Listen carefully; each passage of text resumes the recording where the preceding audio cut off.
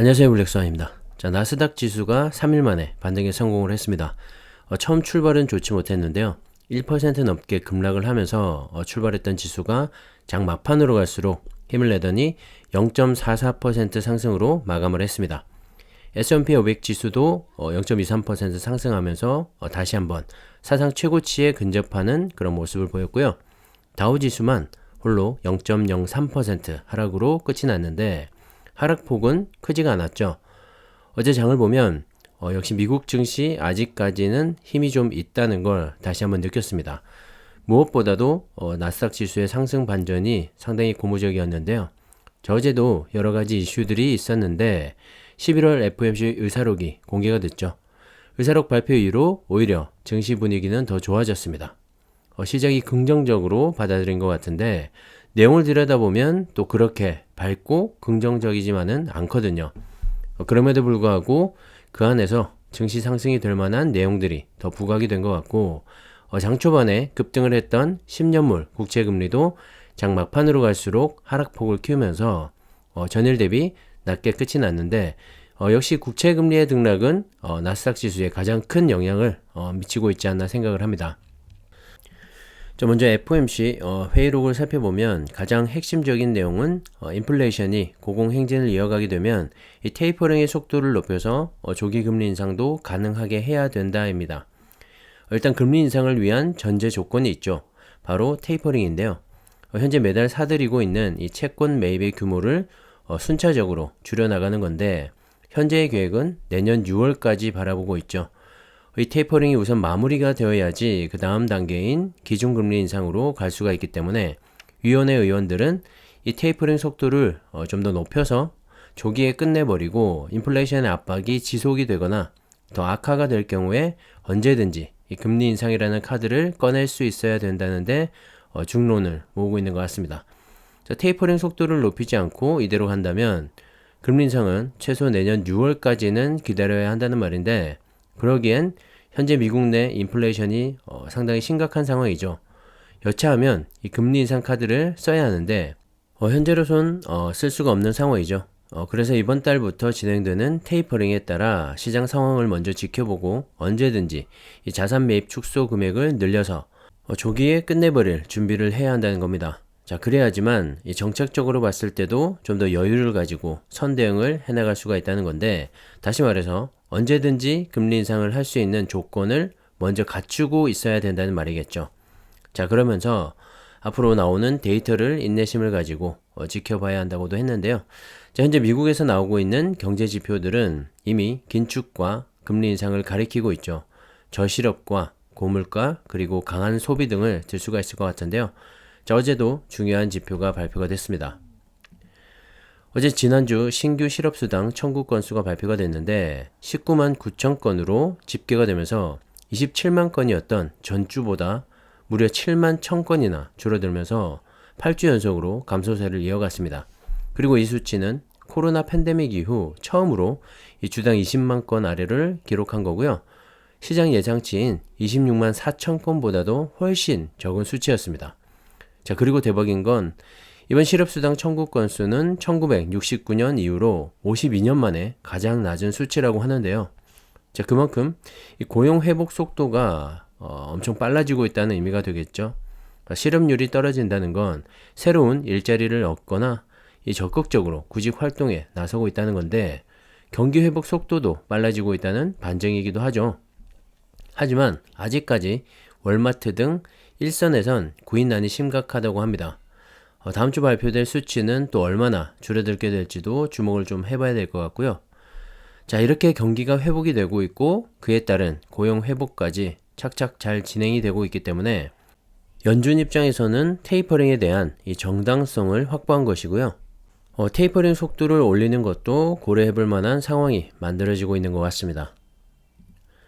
자, 여기서 경제 지표가 발표만 됐다 하면 이 몇십 년 만에 처음 보는 그런 수치들이 등장을 하고 있는데요. 그만큼 쉬었던 경제가 스프링처럼 튀어오르면서 발생된 현상이 아닌가 합니다. 자, 어제 10월 근원 PCE도 발표가 됐는데 PCE는 개인 소비 지출 가격 지수를 말합니다. 자, 이 지표 역시 31년 만에 최대폭으로 상승을 했다고 하는데요. 전월 대비로는 0.6% 상승, 전년 동월 대비로도 5% 증가를 했다고 합니다. 1990년 11월 이후로 가장 큰 폭의 상승이라고 하는데요. 지난 9월에는 전년 동월 대비 상승률이 4.4%였는데 그보다 더 오른 거죠. 여기서 가격 변동성이 큰 이 식품과 에너지 항목을 제외한 근원 PC도 전월보다 0.4% 상승, 전년 동월보다는 4.1% 증가를 했다고 하는데 이 근원 PC는 연준이 인플레이션을 대할 때 가장 우선시하는 지표인 만큼 이 다음 달 FOMC 회의 때 또 어떤 이야기들이 오고 갈지도 궁금해지고요. 한편으로는 걱정도 되기도 합니다. 하나같이 금리 인상을 부추기는 수치들만 나오고 있기 때문인데요. 자, 경기가 회복되는 건 좋은데 투자자의 한 사람으로서 이 금리 인상이 주는 주식시장에 대한 부담감을 너무나 잘 알고 있기 때문입니다. 자, 중장기 투자 시에는 어차피 지나가야 할 폭풍이기 때문에 겪어내야 하겠지만 미국 시장의 분위기가 최근에 심상치 않게 돌아가고 있는 것만큼 공격적인 매수보다는 시장을 지켜보면서 분할 매수로 접근을 하는 게 어떨까 하는 생각도 해봅니다. 이왕이면 좀 더 쌀 때 많이 사고 싶은 그런 심리 때문인데요. 어차피 지금 당장 팔 게 아니라 10년 혹은 20년 후에 매도할 계획으로 모아가고 있다면 시장은 지켜보되 너무 쫄 필요는 없을 것 같습니다. 자, 어쨌든 공개된 의사록과 경제지표들은 모두 금리 인상으로 향하고 있는 길을 재촉하고 있는 모습인데요. 자, 그럼에도 불구하고 연준은 테이퍼링이 금리 인상 신호를 의미하는 것은 아니다라고 말을 했습니다. 자, 그 때문에 시장이 안도한 건지 1.7% 가까이 치솟던 10년물 국채 금리가 상승세를 멈추고 다시 하락 전환을 했는데요. 장막판에 일어난 일이죠.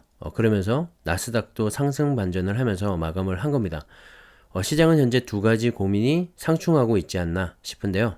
한 가지는 금리 인상에 대한 부담감과 또 한 가지는 실적 호조에 의한 이 주가 상승, 다시 말해서 기업들의 실적이 개선이 되고 있고 경기가 살아나면서 결국엔 이 기업들도 살아날 수밖에 없다.